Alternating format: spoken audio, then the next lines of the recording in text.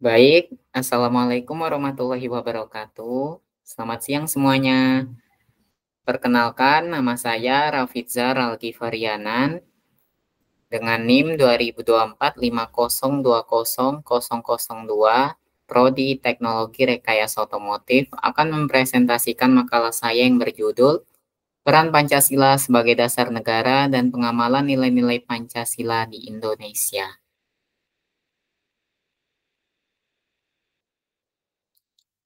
Baik, kita langsung saja ke abstrak. Penelitian ini bertujuan untuk memahami yang pertama peran Pancasila sebagai pondasi pendidikan agama. Dua, Pancasila sebagai sumber hukum dalam sistem hukum nasional. Tiga, nilai-nilai yang terkandung dalam Pancasila. Empat, tantangan Pancasila sebagai ideologi negara di era globalisasi. Lima, pengamalan nilai Pancasila di lingkungan masyarakat, generasi milenial dan pelajar.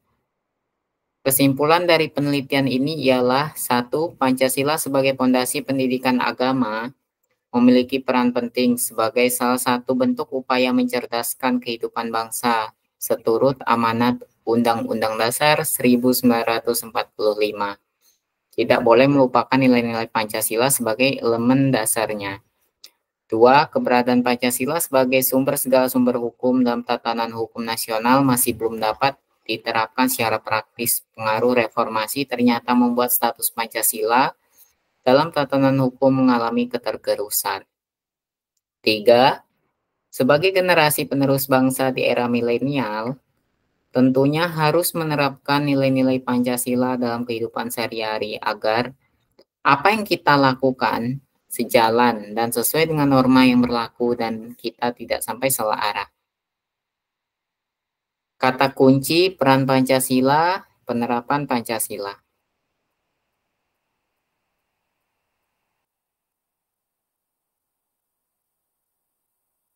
A. Perkenalan. Setelah Pancasila ditetapkan secara konstitusional pada 18 Agustus oleh PPKI sebagai dasar negara, maka Pancasila memiliki peran penting dalam tatanan kehidupan bangsa Indonesia. Maha pentingnya kedudukan Pancasila kemudian memberi kesadaran kepada bangsa Indonesia untuk menjadikannya sebagai rujukan mutlak bagi tatanan kehidupan baik dalam bersosial, masyarakat, berpolitik, beragama, maupun berhukum. Dalam hukum, kedudukan Pancasila dipertegas sebagai sumber tertib hukum melalui ketetapan MPR nomor 5 MPR garis miring 1973 dan ketetapan MPR nomor 9 MPR garis miring 1978. Maka dari itu, Pancasila sebagai sumber utama dalam sumber hukum, maka sumber hukum tersebut haruslah sesuai dengan Pancasila. Bangsa ini telah menerima Pancasila sebagai dasar negara, fondasi hidup, berbangsa, dan bernegara. Pancasila mengakui bahwa segenap warga Indonesia berketuhanan menurut agama dan kepercayaan masing-masing. Pancasila juga mengakomodasi perbedaan dan menolak semangat anti-toleran ketika memuat di dalamnya dimensi kemanusiaan, persatuan, kerakyatan, dan keadilan sosial. Pengakuan akan Pancasila sebagai falsafah hidup bersama dan realitas pendidikan ternyata tidak berjalan dengan semestinya. Di titik inilah penggalian akan Pancasila menjadi amat relevan dan sangat penting untuk diteliti. Pancasila sebagai dasar negara dan sumber dari segala sumber hukum harus digali kembali untuk memberikan pemahaman baru mengenai berbagai permasalahan bangsa yang dewasa ini terjadi. Juga ketika menggagas pendidikan agama yang tepat di Indonesia.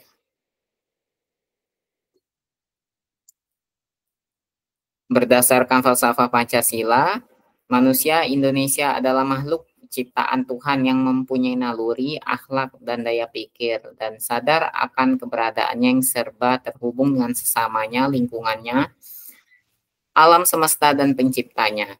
Kesadaran ini menumbuhkan cipta karsa dan karya untuk mempertahankan eksistensi dan kelangsungan hidupnya dari generasi ke generasi. Sumarsono dan kawan-kawan 2007. Sebagai dasar negara, Pancasila lahir berdasarkan nilai-nilai budaya yang terkandung sejak zaman nenek moyang kita dahulu. Nilai-nilai tersebut lahir dan melekat secara tidak sengaja, dan pada nenek moyang kita, Pancasila itu terdiri dari Panca dan Sila. Nama Panca diusulkan oleh Insinyur Soekarno, sedangkan nama Sila diusulkan oleh salah seorang ahli bahasa. Pancasila dirasakan sudah sempurna dan mencakup segala aspek pada bangsa Indonesia setelah puluhan tahun lahirnya Pancasila dari tahun 1945 hingga saat ini. Negara di dunia mengalami pengembangan yang pesat dalam berbagai bidang kehidupan. Masuknya era globalisasi menjadikan bangsa dunia hampir tidak memiliki batas. Salah satu yang mendominasi perubahan sikap dan sifat bangsa Indonesia adalah berkembangnya iptek yang kian modern di Indonesia. Saat ini iptek mulai berkembang pesat di Indonesia seiring zamannya yang mulai masuk revolusi industri 4.0. Pengembangan iptek tidak terlepas dari nilai-nilai budaya dan agama, di mana itu dapat menurunkan moral bangsa. Budaya-budaya luar mulai masuk dan menyebarluaskan di masyarakat Indonesia. Sehingga berbagai macam pengaruh mulai dari internal maupun eksternal masuk ke dalam diri bangsa Indonesia.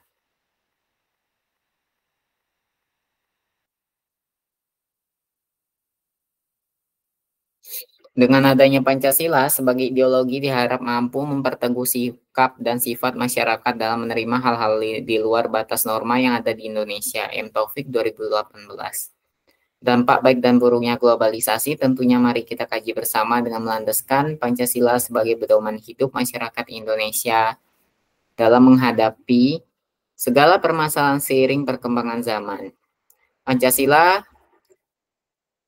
Pendidikan Pancasila patut diajarkan lagi khususnya bagi masyarakat umum yang hidup di zaman saat ini. Banyak yang tidak dapat menerapkan nilai-nilai Pancasila pada aspek kehidupannya karena sudah tercampur dengan budaya-budaya Barat yang serba instan. Jiwa sosial antar satu dengan yang lain dalam jarak dekat kian menipis, tergantikan dengan adanya teknologi baru di mana mereka lebih mementingkan kehidupan di dunia maya. Yudhistira 2016. Rumusan masalah dari penulisan makalah ini, bagaimana peran Pancasila sebagai dasar negara? 2. Apa saja nilai-nilai yang terkandung dalam Pancasila? 3. Apa saja tantangan Pancasila sebagai ideologi negara di era globalisasi? 4. Bagaimana implementasi nilai-nilai Pancasila di masyarakat generasi milenial dan pelajar di era globalisasi?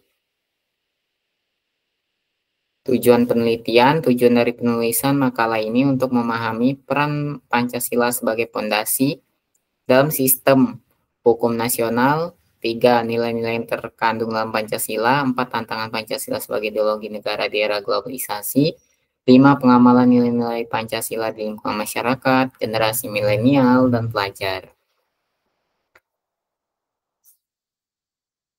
B. Metode penelitian. Metode penelitian adalah cara ilmiah yang dilakukan untuk mendapatkan data dengan tujuan tertentu. Anwar Hidayat 2017. Metode yang digunakan adalah metode studi kepustakaan, di mana teknik pengumpulan data dengan mengadakan penelaahan terhadap buku-buku, literatur, catatan jurnal yang ada kaitannya dengan masalah yang dibahas. Mirzakon 2018. Di mana data yang didapat dari berbagai sumber dicatat untuk memperkuat landasan teori,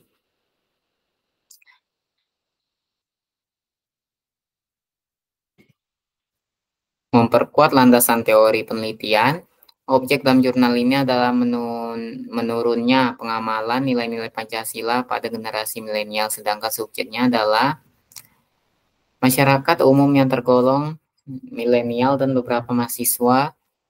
Jenis data yang digunakan dalam penelitian ini adalah data sekunder yang diperoleh dari berbagai sumber yang ada untuk mendukung pengamatan. Datanya berupa laporan jurnal yang terkait dengan materi yang dibahas, yaitu pengamalan dan isi nilai-nilai Pancasila.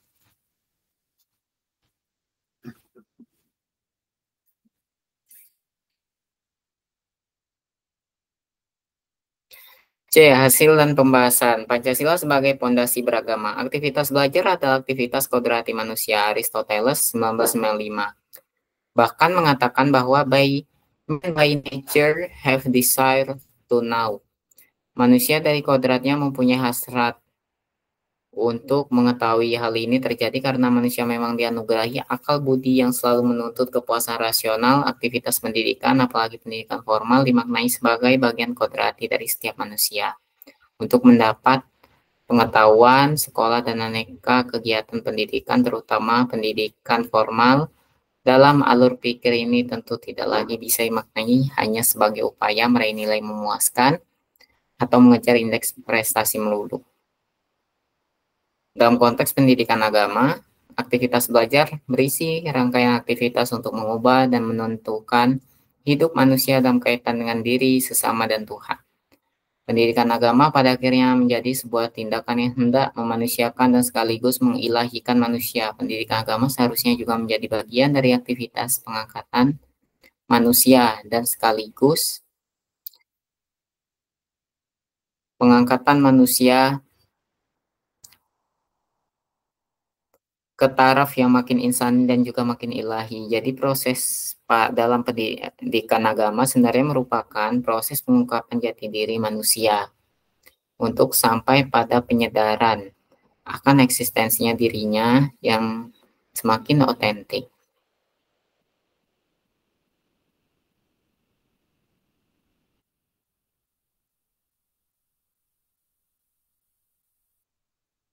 Indonesia mempunyai para pendiri yang buah pikirannya sangat brilian. Para pendiri negara tersebut saling melontarkan gagasannya demi mencari dasar yang kuat bagi berdirinya bangsa ini. Pada saat mempersiapkan kemerdekaan, salah satu tokoh yang gagasannya dipakai sebagai fondasi negara yaitu Soekarno. Soekarno pernah mengusulkan Pancasila sebagai dasar negara. Noto Susanto, 1977. Soekarno mengemukakan gagasannya dalam sebuah sidang Badan Penyelidik Usaha Persiapan Kemerdekaan Indonesia (BPUPKI) atau dalam bahasa Jepang Dokuritsu Zunbi Shosakai pada 1 Juni 1945, Push Power Jojo 1998. Selanjutnya, Soekarno menguraikan dasar-dasar apa saja yang perlu dimiliki bagi bangunan Indonesia merdeka. Dasar-dasar yang ia sebutkan adalah kebangsaan, nasionalisme, internasionalisme atau kemanusiaan, mufakat,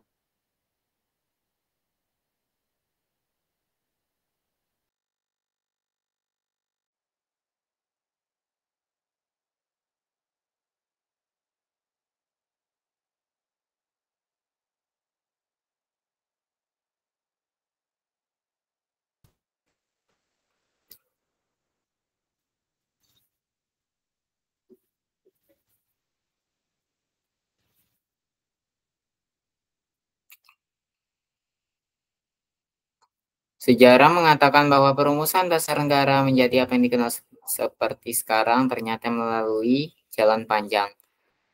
Sampai akhir rapat pertama pada sidang BPUPKI masih belum ditemukan kesepakatan untuk perumusan dasar negara sehingga akhirnya dibentuklah panitia kecil yang dinamai Panitia 9 untuk membahas berbagai masukan setelah melalui kompromi antara 4 orang dari kaum kebangsaan nasionalis dan 4 orang dari pihak Islam tanggal 22 Juni 1945. Panitia 9 kembali bertemu dan menghasilkan rumusan dasar negara yang dikenal dengan Piagam Jakarta atau Jakarta Charter yang berisikan ketuhanan dengan kewajiban menjalankan syariat Islam bagi pemeluk-pemeluknya dengan kemanusiaan yang adil dan beradab, persatuan Indonesia, kerakyatan yang dipimpin oleh hikmat bijaksana dalam bermusyawarah dan perwakilan, dan keadilan sosial bagi seluruh rakyat Indonesia. Perjalanan sejarah mencatat bahwa Piagam Jakarta ini mendapat perlawanan, terutama dari pihak non-muslim dan juga dari Indonesia Timur. Akhirnya 7 kata dalam Pancasila, 7 kata dari sila pertama dicoret menjadi ketuhanan yang Maha Esa.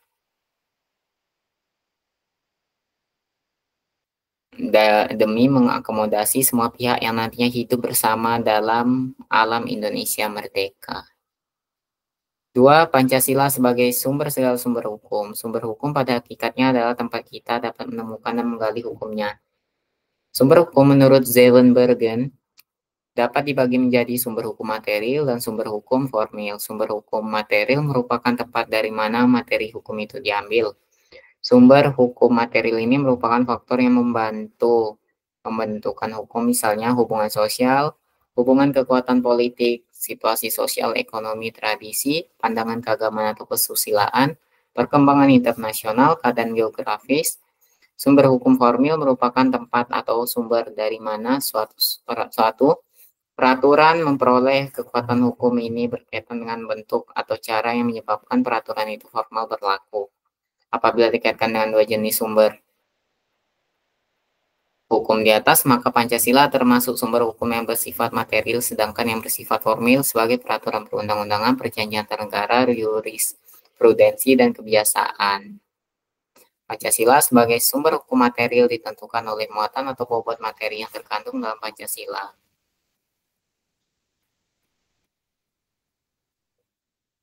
Fungsi Pancasila sebagai segala sumber hukum mengandung arti bahwa Pancasila berkedudukan sebagai yang pertama ideologi hukum Indonesia. Yang kedua, kumpulan nilai-nilai yang harus berada di belakang keseluruhan hukum Indonesia. C.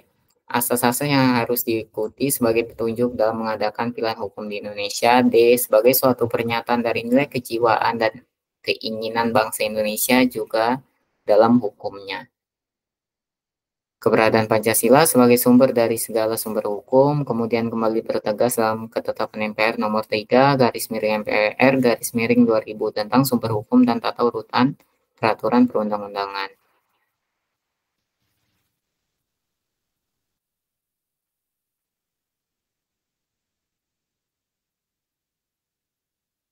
Tiga, dampak era globalisasi terhadap implementasi nilai-nilai Pancasila. Globalisasi merupakan gejala mengglobalnya sosio-kultural antar bangsa sehingga kultur antar bangsa di dunia seolah-olah melebur menjadi kultur dunia atau global. Akibatnya hubungan antar bangsa semakin dekat. Globalisasi biasanya dikaitkan dengan kemajuan teknologi informasi, spekulasi dalam pasar uang, meningkatnya arus modal lintas negara, pemasaran massal, pemanasan global, era perusahaan multinasional, hilangnya batas-batas negara, batas-batas antar negara, dan kian melemahnya kekuasaan negara. Budiono dan Suparlan 2012. Dampak positif globalisasi bagi Indonesia yang pertama semangat kompetitif, yang kedua kemudahan dan kenyamanan hidup, yang ketiga sikap toleransi dan solidaritas kemanusiaan, yang keempat kesadaran dalam kebersamaan toleransi dan solidaritas antar bangsa, yang kelima menumbuhkan sikap terbuka. Sikap terbuka ini untuk mengenal dan menghormati perbedaan, yang keenam globalisasi memberi tawaran baru, yang ketujuh, terbukanya mobilitas sosial kemajuan transportasi. Mendorong mobilitas sosial yang semakin terbuka di mana cara tidak lagi menjadi permasalahan. Dampak negatif globalisasi bagi bangsa Indonesia, satu, pergeseran nilai suatu yang baru. Nilai teknologi, budaya, dan lainnya dari asing secara tidak otomatis dapat diintegrasikan ke dalam kondisi individu atau masyarakat yang menerimanya. Dua, pertentangan nilai masuknya nilai-nilai baru dan asing yang tidak sejalan atau bahkan bertentangan dengan nilai-nilai luhur dari pandangan hidup masyarakat. Tiga, perubahan gaya hidup atau lifestyle. Yang keempat, berkurangnya kedaulatan negara. Pemerintah harus mengakui dan bekerja di suatu lingkungan di mana sebagian besar penyelesaian masalah harus dirumuskan dengan memperhatikan dunia global. Nilai-nilai yang terkandung dalam Pancasila yang pertama ketuhanan yang Maha Esa. Yang terkandung dalam Pancasila pertama ini adalah di mana kita sebagai manusia yang diciptakan wajib menjalankan perintah Tuhan dan menjauhi larangannya. Dua, kemanusiaan yang adil dan beradab. Sila kedua ini menjelaskan bahwa kita sesama manusia mempunyai derajat yang sama di hadapan hukum, tidak dibeda-bedakan. Tiga, persatuan Indonesia. Makna persatuan hakikatnya adalah satu yang artinya bulat tidak terpecah. Empat, kerakyatan yang dipimpin oleh hikmat kebijaksanaan dalam permusyawaratan perwakilan. Dalam sila ini menjelaskan tentang demokrasi, adanya kebersamaan dalam mengambil keputusan dan penanganannya, dan kejujuran bersama. 5. Keadilan sosial bagi seluruh rakyat Indonesia. Makna dalam sila ini adalah adanya kemakmuran yang merata bagi seluruh rakyat Indonesia. Seluruh kekayaan dan sebagainya dipergunakan untuk kebahagiaan bersama dan melindungi yang lemah. D. Kesimpulan, Soekarno mengusulkan Pancasila sebagai dasar negara. Pancasila inilah yang seharusnya menjadi fondasi dari aneka bentuk pendidikan yang dirancang oleh para pemangku kekuasaan. Pendidikan agama salah satu bentuk upaya mencerdaskan kehidupan bangsa seturut amanat Undang-Undang Dasar 1945. Tidak boleh melupakan nilai-nilai Pancasila sebagai elemen dasarnya. Pendidikan agama di sekolah tidak boleh menjadi alat indoktrinasi agamis untuk memusuhi kaum sebangsa yang kebetulan beragama lain. Mengapa? Karena hal itu jelas bertentangan dengan Pancasila. Pendidikan agama di Indonesia, khususnya di sekolah, seharusnya menyemai semangat kejujuran, kemanusiaan, dan keadilan. Sebagaimana didengungkan oleh Pancasila daripada sekedar mengulas formalisme agama yang cenderung hanya menyentuh aspek luar. Keberadaan Pancasila sebagai sumber segala sumber hukum adalah dalam tatanan hukum nasional masih belum dapat diterapkan secara praktis. Pengaruh reformasi ternyata membuat status Pancasila dalam tatanan hukum mengalami ketergerusan. Hal ini dipengaruhi oleh 3 persoalan, yaitu pertama, adanya sikap resistensi terhadap orba yang telah menjadikan Pancasila sebagai alat untuk melanggengkan kekuasaan dan melindungi pemerintahan otoriter. Kedua, menguatnya pluralisme hukum, yaitu menerapkan beragam sistem hukum yang mengakibatkan keberadaan Pancasila, yaitu menerapkan beragam sistem hukum yang mengakibatkan keberadaan Pancasila menjadi semakin termarginalkan. Ketiga, Pancasila hanya sebagai simbolis dalam hukum sehingga menimbulkan disharmonisasi antara peraturan perundang-undangan seperti adanya undang-undang dan perda yang bertentangan dengan Undang-Undang Dasar 1945 dan Pancasila.